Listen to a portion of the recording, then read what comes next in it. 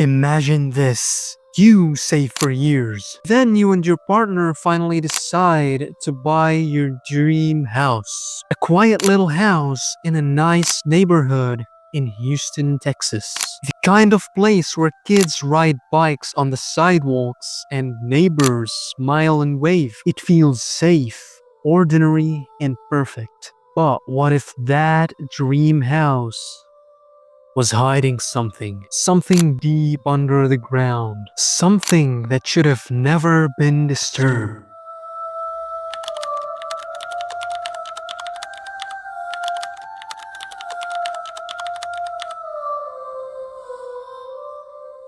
That's the story of Sam and his wife, and the secret they discovered would haunt them forever. But guys, before we start our story, don't forget to like and subscribe to our channel if you like true horror stories and mystery.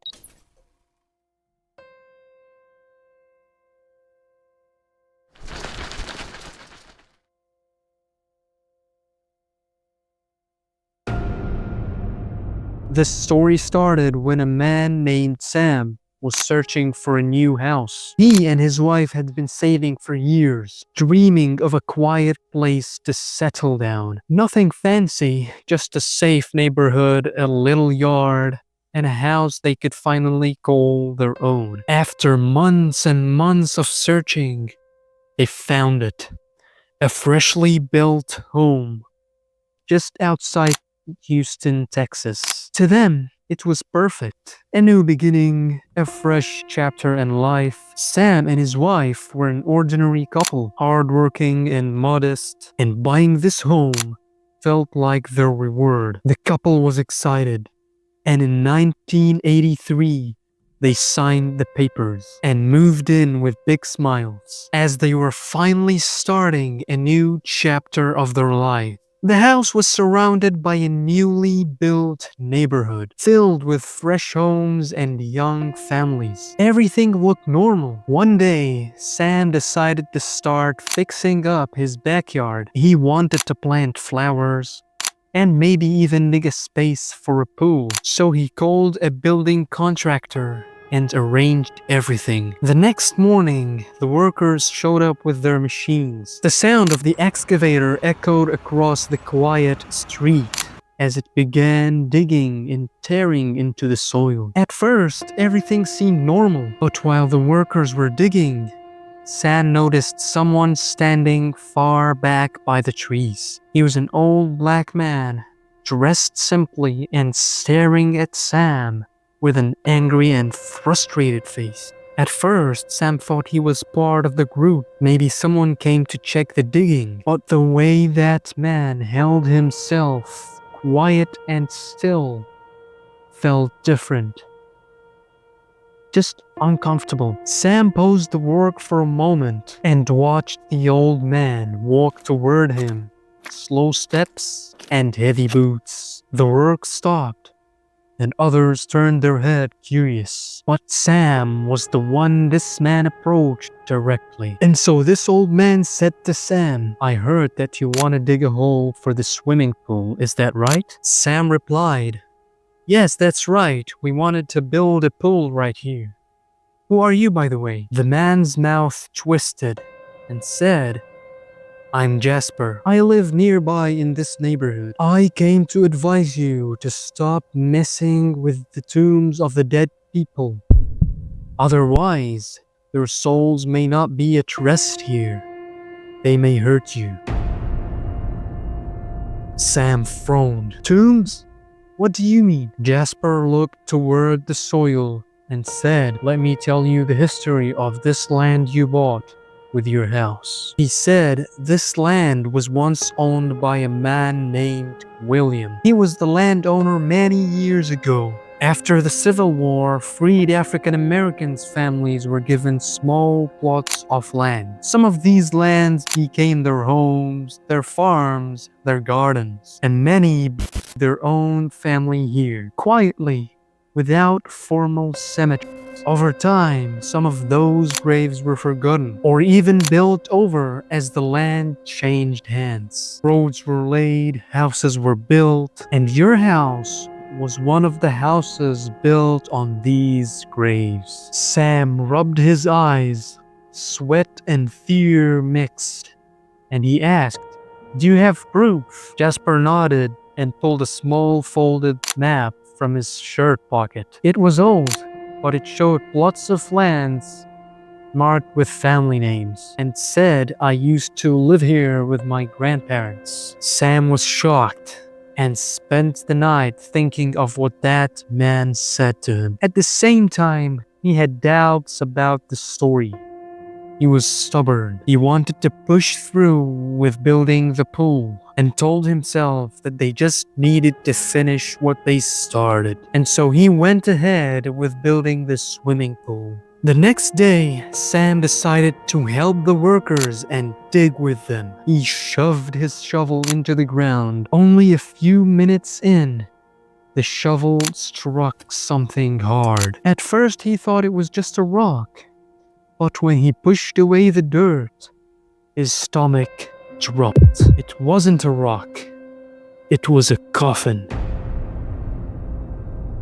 And inside were human remains. The shock froze him where he stood. His wife came outside, and together they stared into the shallow grave. You might think now that Sam will cancel his plan and stop digging, but unfortunately he still went through with the fixings. But from the moment construction began, things escalated. Workers complained of sudden chills in the Texas heat. Tools went missing, only to be found deep down in the soil. And take this. One worker claimed that he felt a hand grab his ankle from beneath the dirt, and so he dropped his shovel from fear. Unfortunately, he never came back to the site again. Something about the place felt off. Sam felt the air inside the house heavier than normal. His wife agreed, and deep down, both of them noticed it. They just didn't want to say it out loud. At night, Sam would wake up to the sound of footsteps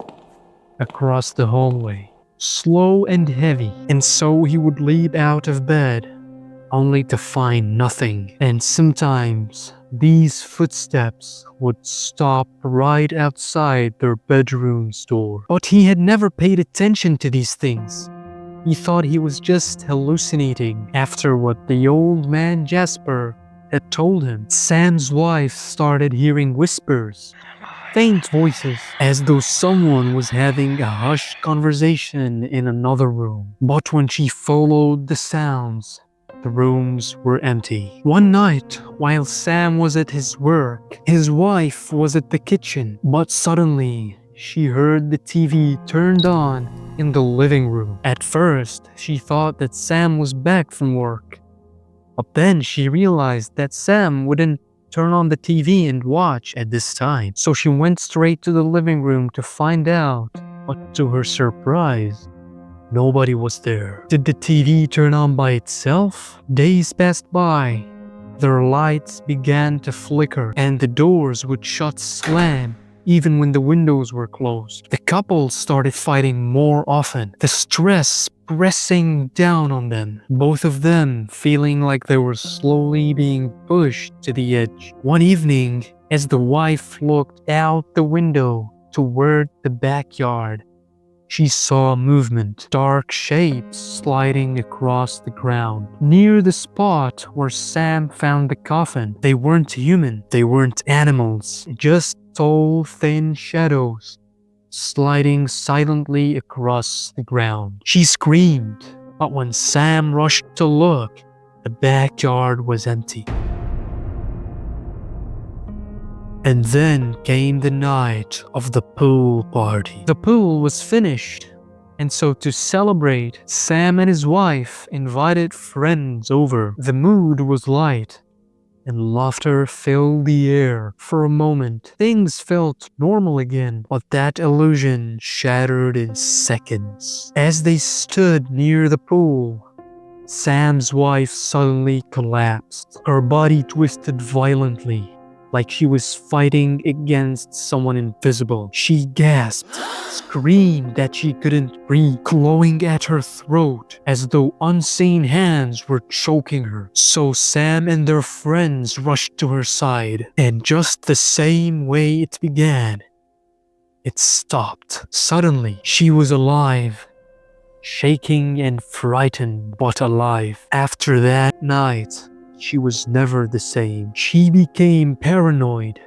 jumpy, often waking in the middle of the night, drenched in sweat, insisting she saw faces staring at her from the mirrors. And so Sam tried to fight it. He wanted answers. So the couple filed a lawsuit against the developers. They argued that no one had warned them that their house was built on a cemetery. They wanted justice, but in court, things turned against them. Documents went missing, testimonials conflicted, and finally, the cemetery was declared abandoned. The couple lost everything. Night after night, Sam woke to find wet footprints leading from the backyard across the living room and stopping at the foot of his bed. One day, his wife heard crying coming from beneath the pool, the sound of a woman sobbing in agony, trapped under the water. But you can guess it.